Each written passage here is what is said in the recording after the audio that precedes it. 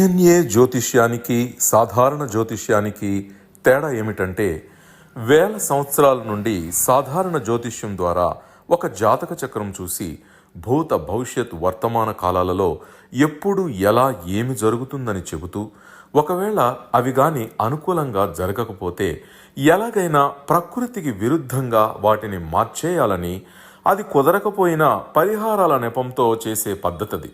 కానీ దానికి మారుగా డిఎన్ఏ జ్యోతిష్యం ద్వారా ఇవన్నీ ఎందుకు జరుగుతున్నాయని కనుగొని ఒక పని చేసే ముందే అది సరైనదా కాదా అని సరైన సమయంలో మనము తీసుకునే మంచి నిర్ణయం జీవితంలో అన్నింటిలో విజయాలు సాధించడానికి సలహాలు మార్గదర్శకాలు చెప్పే నిజమైన జ్యోతిష్య విధానం ఇది. ఏది మీకు అవసరమో మీరే నిర్ణయించుకోగలరు. తండ్రి ఏమైతే వ్యాపారాన్ని కొనసాగించి ముందుకెళ్లారో అదే వృత్తిని తన బిడ్డలు కూడా కొనసాగిస్తే చాలా కుటుంబాల్లో నేను చూసినంత వరకు నష్టపోయిన వాళ్ళు అధికంగా ఉన్నారు. అయితే వారికి తెలియదు ఎందుకు నష్టపోయినామని. దాన్ని మనము డిఎన్ఏ ఆస్ట్రాలజీ ప్రకారంగా కనెక్ట్ చేసినప్పుడు ఇది సూర్యకర్మ రిజిస్ట్రీ సంబంధమైనటువంటి బిడ్డల జాతకంగా బయటపడతాము. అందువల్ల మీరు తండ్రిగా ఉన్నప్పుడు మీ బిడ్డలు ఈ వ్యాపారాన్ని కొనసాగించాలని ఆశలు పెట్టుకోవచ్చు. నా తదనంతరము నాకు ఆరోగ్యము క్షీణించిన తర్వాత కానీ నా వ్యాపారాన్ని నా బిడ్డలే కొనసాగించాలన్నటువంటి కోరికలతో ఆ బిడ్డలకి అప్పచెప్పించాలి, ఆ మాటల్ని చెప్పాలి, లేదా ఆ యొక్క బాధ్యతని వారికి ఇవ్వాలి అని మీరు ఊహిస్తూ ఉండొచ్చు. అది సరైనదా కాదా? మీ చేతులారా మీ బిడ్డల యొక్క జీవితాలని ఆ విధంగా ఎందుకు పనికి రాకుండా చేయడం అనేది కరెక్టేనా అన్నది కూడా మీరు ఆలోచించాలి కదా. మీ ఉద్దేశం కరెక్ట్గానే ఉంది. నా తదనంతరం కానీ నా యొక్క అవసాన దశలో నాకు ఆదుకోవడానికి నా బిడ్డ ఈ వ్యాపారాన్ని కొనసాగించడానికి అవసరమని. కానీ దానిని అతను కొనసాగిస్తే అతను అభివృద్ధిలోకి వస్తాడా రాడా అన్న విషయాన్ని గమనించాలి కదా. ఇలాగ ఎంతోమంది తండ్రి స్థానంలో ఉన్నటువంటి వారు అది గమనించకుండా వారి బిడ్డలకి వారు చేస్తున్నటువంటి వ్యాపారాన్ని అప్పగించి చివరికి అతఃపాతాళానికి నెట్టివేయబడినటువంటి బిడ్డలు ఈ సమాజంలో ఎంతోమంది ఉన్నారు. అయితే ఇప్పుడు మనము విషయానికి వద్దాం. ఆ బిడ్డల జాతకాలను పరిశీలించి చూడండి, ఖచ్చితంగా సూర్యకర్మ రిజిస్ట్రీ ఉంటుంది. ఆ బిడ్డల జాతకాల్లో ఇప్పుడు నేను చెప్పబోయే అంశాలన్నీ కూడాను అచ్చుగుద్దినట్లుగా ఉంటాయి. అప్పుడు ముందుగానే తండ్రి స్థానంలో ఉన్నటువంటి మీరు మన బిడ్డకు మనం చేస్తున్నటువంటి వృత్తిని, మనం చేస్తున్న వ్యాపారాన్ని అలాగే యాస్టీస్గా చేయమని చెప్తే ఇతను నష్టపోతాడు అని తెలుసుకోవాలి. అలా నష్టపోకుండా ఉండడానికి, లేదండి మా తరతరాల నుండి మేము ఈ వృత్తినే చేస్తున్నాము, మా నాన్న ఈ వృత్తి చేశాడు, నేను ఇప్పుడు అలాంటి వృత్తి చేస్తున్నాను, తర్వాత నా బిడ్డకి ఇదే వృత్తిని అప్పగించాలనుకుంటున్నాను, మా సమాజంలో ఫలానా వృత్తి వ్యాపారం చేసే వాళ్ళు వీరు అనేది గుర్తింపు ఉంది, అది మా జీవితానికి ఒక అంగంగా మారింది, దాన్ని మేము వదులుకోలేము అంటే అప్పుడు ఏం చేయాలో చివరిలో చెప్తా. అయితే మొట్టమొదటిసారిగా మీరు గమనించాల్సింది ఏంటంటే, మీరు తండ్రి స్థానంలో ఉండి మీరు చేస్తున్నటువంటి వృత్తి కానీ వ్యాపారాన్ని కానీ మీ బిడ్డలకి అప్పగించాలంటే జాగ్రత్తలు తీసుకోవాలి. ఎప్పుడంటే ఒకవేళ మీ బిడ్డల జాతకాలలో ఎవరికైతే మీరు మీ వ్యాపారాన్ని అప్పగించాలనుకుంటారో వారి జాతకంలో సూర్యకర్మ రిజిస్ట్రీ సంబంధమైనటువంటి సంబంధం ఉందా, జాతకం ఉందా అనేది గమనించాలి. అది ఎలాగ గమనిస్తామో మీకు తెలియదు కదా. మీరు ఎంతసేపు అయినా కానీ రాశి ఫలాల గురించి తెలుసుకుంటారు. ఈ దశలో ఎలా ఉంటుంది, ఆ దశలో ఎలా ఉంటుంది. ఇప్పుడు గురు గోచారం జరుగుతూ ఉంది, కొద్ది రోజుల్లో శని వక్రించబోతున్నాడు, శని గోచారం జరుగుతుంది, లేకపోతే రాహుకేతు గోచారం జరుగుతుంది. అప్పుడు ఎలా ఉంటుంది, మా జీవితాలు మారుతుందా, మేము కొత్తగా వ్యాపారం మొదలు పెట్టాలనుకుంటున్నాం, కొత్త కొత్త విషయాల్లో మేము అడుగులు పెట్టాలనుకుంటాం, మన నూతన జీవితం బాగుంటుందా, నూతన సంవత్సరంలో మా యొక్క జీవితం ఏ విధంగా ఇవే ఆలోచిస్తుంటారు. కానీ మీ బిడ్డల జాతకాల్లో వారు తీసుకొచ్చుకున్నటువంటి కర్మ ఏమిటి అనేది ఎవరైనా ఎప్పుడైనా ఆలోచించారా? ఆ సమయం లేదనుకుంటాను. మీకు ఇప్పుడైనా గమనించండి.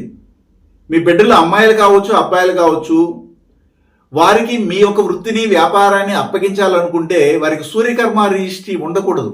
అలా ఉంటే మీరు దాన్ని విరమించుకోవడమే మేలు. అది ఏమిటి సూర్యకర్మ రిజిస్ట్రీని కనుగొనడం ఎలాగా? ఒకరి జాతకంలో, ఒక బిడ్డ జాతకంలో సూర్యకర్మ రిజిస్ట్రీని కనుగొనడం ఎలా అని ఒక $1 మిలియన్ క్వశ్చన్ అనేది ఏర్పడుతుంది మీకు. ఇన్నాళ్ళుగా ఆ విషయాలే వినుండరు. అదేమిటంటే, ఇప్పుడు నేను చెప్పే 4 నక్షత్రాలు ఉంటాయి.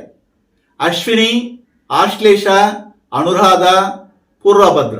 ఈ 4 నక్షత్రాలలో మీ బిడ్డల జాతకాలు రాశిపడి నక్షత్రం కానీ, లగ్నా పాయింట్ పడి నక్షత్రం కానీ, లగ్నాధిపతి పడి నక్షత్రం కానీ ఉంటే వారికి సూర్యుని యొక్క దోషము, సూర్యుని యొక్క కర్మ రిజిస్ట్రీ, సూర్యుని యొక్క శాపము ఏర్పడింది అని అర్థం. అదేవిధంగా ఆ జాతకములో ఈ 4 నక్షత్రాలు లేవండి మీరు చెప్పినవని అనుకుంటే నెక్స్ట్ వేరే ఆప్షన్ కూడా చూడాలి. అది ఏమిటంటే, ఆ బిడ్డల జాతకంలో లగ్నంలోనే కేతు అనే గ్రహం ఉందా చూడండి. లేదా లగ్నం ఏదైతే ఉందో ఆ లగ్నానికి ఉన్నటువంటి అధిపతి అయినటువంటి గ్రహము కేతువుతో కలిసి ఏదైనా ఒక భావంలో కూర్చో ఉన్నారా చూడండి. ఈ రెండింటిలో ఏ ఒకటి ఉన్నా కానీ ఆ జాతకులకు సూర్యకర్మ రిజిస్ట్రీ కనెక్ట్ అయిందని అర్థం.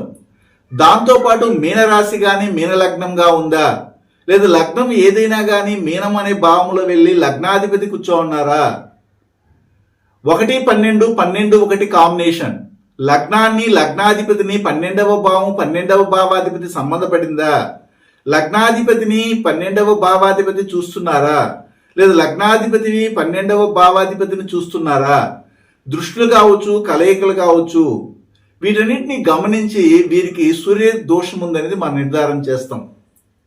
ఇన్ని అంశాలు ఉన్నాయి. అప్పుడు తండ్రి చేసే వృత్తి ఎట్టి పరిస్థితుల్లో గుడ్డిగా బిడ్డలు చేయకూడదు. అలా చేస్తే ఏమవుతుంది?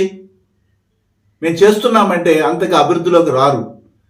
ఒకానొక దశలో ఖచ్చితంగా నష్టాన్ని చవిచూస్తారు.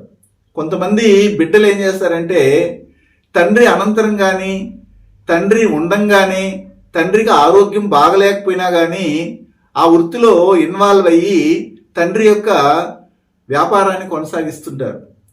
తండ్రి ఉన్నప్పుడు చాలా మంచి, అంటే ప్యాసివ్గా కాకుండా యాక్టివ్గా ఉన్నప్పుడు తండ్రి ద్వారా బాగా వ్యాపారం జరుగుతూ ఉంటుంది. అప్పుడు కొంతమందికి లాభం వచ్చి ఉండొచ్చు, నష్టం వచ్చి ఉండొచ్చు. ఒకవేళ అప్పులు అయి ఉంటే ఆ అప్పులను కూడాను, ఆ బాధ్యతలను తీసుకోవాల్సింది ఎవరు? బిడ్డలే. ఆ బిడ్డలు తీసుకొని కానీ చేస్తే ఇంకా అతఃపాతాలని తొక్కి వేయబడుతున్నారు. అప్పుడు ఏం చేయాలి? ఇలాంటి వారు తండ్రి చేస్తున్నటువంటి వ్యాపారాన్ని ఎవరు గుడ్డిగా అదే నేమ్ ప్లేట్ మీద అదే వ్యాపారాన్ని, అదే వస్తువుల్ని కొనసాగించడం. ఉదాహరణకి ఒకరు టెక్స్టైల్ బిజినెస్ చేస్తున్నారు తండ్రి, లేదా ఒక తండ్రి ఫుడ్ రిలేటెడ్ సంబంధమైన వృత్తుల్లో ఉన్నారు, లేదా ఒకరు జ్యోతిష్యం చెప్తున్నారు, లేదా ఒకరు సంగీతం నేర్చుకొని పాటలు పాడుతున్నారు, కొంతమంది యాక్టింగ్ నేర్చుకొని జీవిస్తున్నారు. చాలా మందిని మనం చూస్తుంటాం. తండ్రి చాలా గొప్ప స్థాయిలో నటించుంటాడు సినిమా యాక్టర్స్లో, సినిమా యాక్టర్లుగా కూడా. అమ్మాయిలు కావచ్చు, అబ్బాయిలు, వాళ్ళ తరంతో వచ్చిన తర్వాత వాళ్ళు అదే వృత్తిని కొనసాగించడానికి ముందుకు వస్తారు. కానీ నామరూపాలు లేకుండా మారిపోయి ఉంటారు, వెళ్ళిపోయి ఉంటారు. అదేవిధంగా కొంతమంది టెక్స్టైల్ బిజినెస్ చేస్తున్న ఒక ఫ్యాక్టరీ పెట్టుంటాడు తండ్రి. ఆ ఫ్యాక్టరీలో ఇతను చేరుంటాడు కొడుకు, కానీ అతనికి సూర్యకర్మ ఉంటుంది, అది తెలియదు. ఆ తండ్రి తర్వాత ఎవరు వారసులు ఉంటారో వాళ్ళకే అప్పగిస్తారు జనరల్గా. కానీ ఆ వారసులు గొప్ప స్థాయిలోకి రాని పక్షంలో అది ఫెయిల్ అయ్యి చెడ్డ పేరు వస్తుంది. అందుకని నేను ముందుగానే చెప్తున్నాను, ఒకవేళ ఒకరు ఫుడ్ రిలేటెడ్ ఒక క్యాంటీన్ పెట్టున్నారు, ఒక రైస్ మిల్ పెట్టున్నారు, ఒక రైస్ అమ్ముతున్నారు, లేదా ప్రొవిజన్ షాప్ పెట్టుకున్నారు, అదే వృత్తిలో వీళ్ళని దించాలి. అప్పుడు ఆ బిడ్డకి సూర్యకర్మ అనేది ఉండకూడదు. ఒకవేళ ఉంటే అది సక్సెస్ కాదని చెప్పాను. ఒకవేళ సూర్యకర్మ ఉండి పూర్తి జాతకాన్ని మనం పరిశీలించినప్పుడు ఆ జాతకుడు లేదా జాతకురాలు ఆ తండ్రి తర్వాత ఆ వృత్తిని స్వీకరిస్తే ఆ ఫుడ్ రిలేటెడ్ సంబంధమైన వృత్తికి సంబంధమైన జాతక అమరిక ఈ బిడ్డ జాతకంలో కానీ ఉంటే చేయొచ్చు. వాళ్ళు చెప్పొచ్చు, మేలేండి తరతరాల నుండి మేము వైశ్యులమండి, మేము ఈ యొక్క వ్యాపారాన్ని కొనసాగిస్తూ వచ్చామండి, ఇలాగే జరుగుతుందండి అంటే అప్పుడు ఆ పేరే బ్రాండ్గా మారి ఉంటుంది. అంటే ఆ వృత్తి ఒక బ్రాండ్గా మారి ఉంటుంది, ఆ వ్యాపారమే ఒక బ్రాండ్గా మారి ఉంటుంది, దేశం మొత్తం మీద తెలిసి ఉంటుంది. కానీ ఆ బిడ్డ చేతికి వెళ్ళిన తర్వాత ఆ యొక్క బ్రాండ్ అనేది కింద పడిపోతుంది. కారణం ఏంటి? వీళ్ళకి సూర్యకర్మ ఉంటుంది.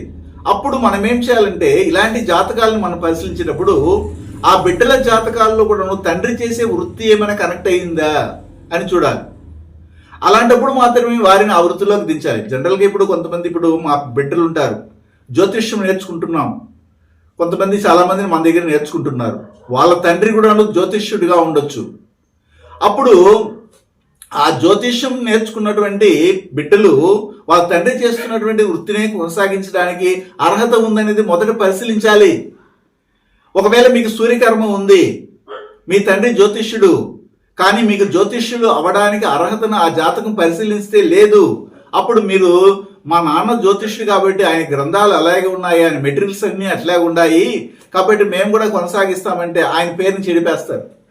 అక్కడ కొలాప్స్ అయిపోతుంది. అలా కాకుండా మీకు ఒకవేళ సూర్యకర్మ ఉన్నా కానీ మీ తండ్రి చేస్తున్నటువంటి వృత్తి ఒక జ్యోతిష్యమనే కాదు, ఏ వ్యాపారమైనా కానీ టచ్ చేయండి, ఆ వ్యాపారానికి సంబంధమైనటువంటి జాతక అమరిక మీ జాతకములో 6వ భావము 6వ భావాధిపతి, 10వ భావం 10వ భావాధిపతితో సంబంధం ఉందా, లగ్నాధిపతితో సంబంధం ఉందా, ఇన్ని విషయాల్ని పరిశీలించి అప్పుడు కానీ మనం అందులో కానీ వాళ్ళని ఉంచితే సక్సెస్ అవుతారు. అది తండ్రి వృత్తి అయినా కానీ.